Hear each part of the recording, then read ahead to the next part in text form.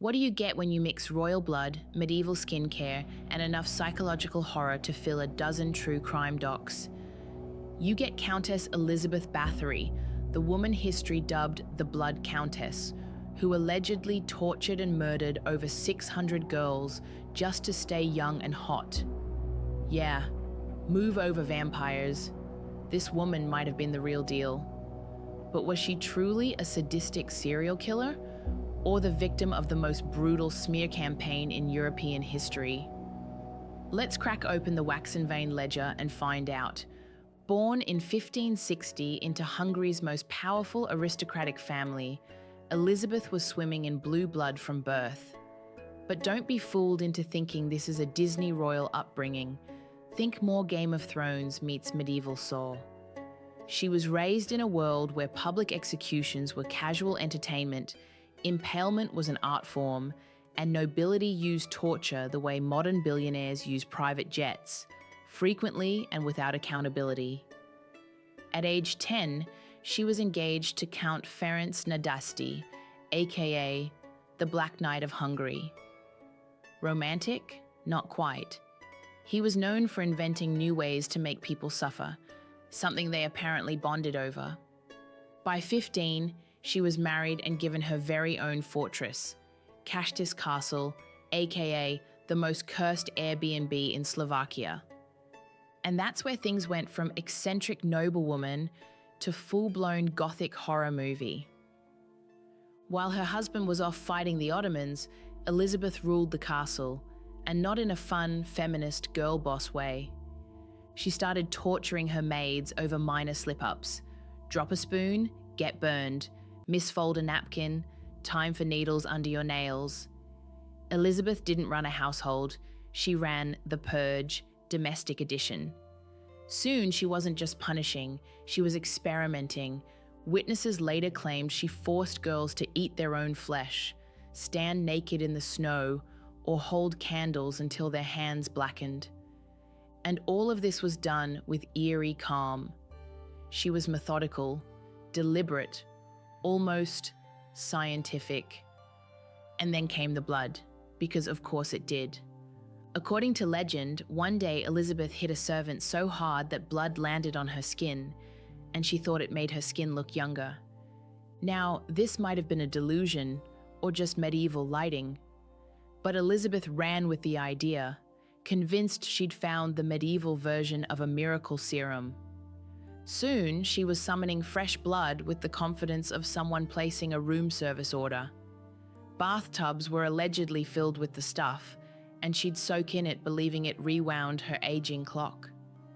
Some reports claimed she timed the temperature of the blood baths for maximum rejuvenation. Who needs retinol when you've got a fresh peasant and a sharp knife? But the line between myth and method here is blurry.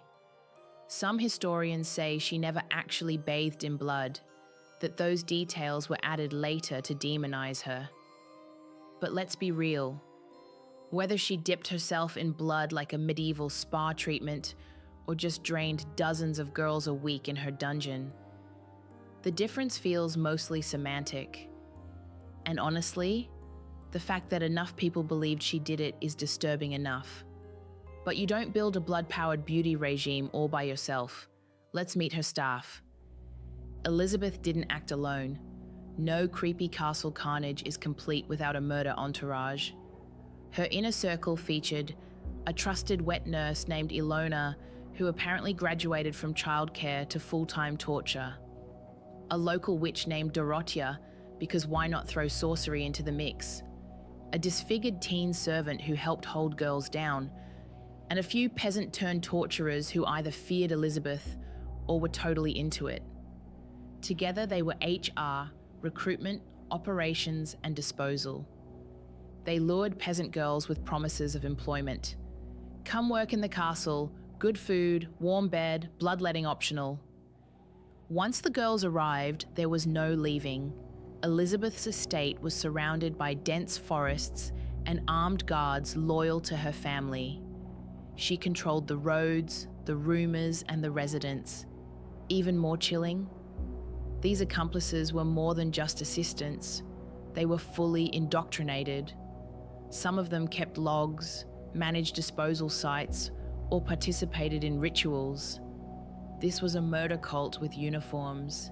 And let's not forget, this was sustainable horror.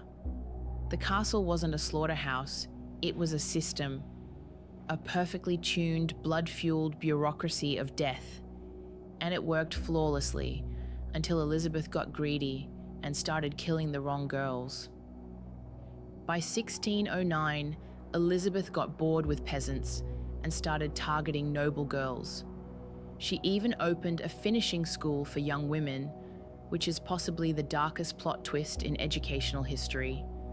This was her downfall. Noble families had influence. When their daughters vanished, they made noise.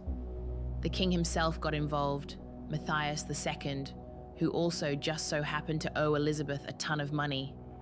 You can see where this is going. And that's when a royal cleanup crew showed up, emphasis on clean up. In December 1610, Count Georgi Thurzo, one of Elizabeth's own relatives, stormed Cachtice Castle with soldiers. They found decomposing bodies, blood-soaked torture devices, and one girl trying to sew her own flesh back together. Let that image linger. But here's the real kicker. Elizabeth was never put on trial. Nope. Instead, she was sealed inside a windowless chamber within her own castle, entombed alive with only a narrow slit for food and air. She died 4 years later. No confession, no justice, no public reckoning. Or was there? Because this is where the plot thickens like old blood. While the 1611 trial documents supported the accusations, modern historians have raised major doubts.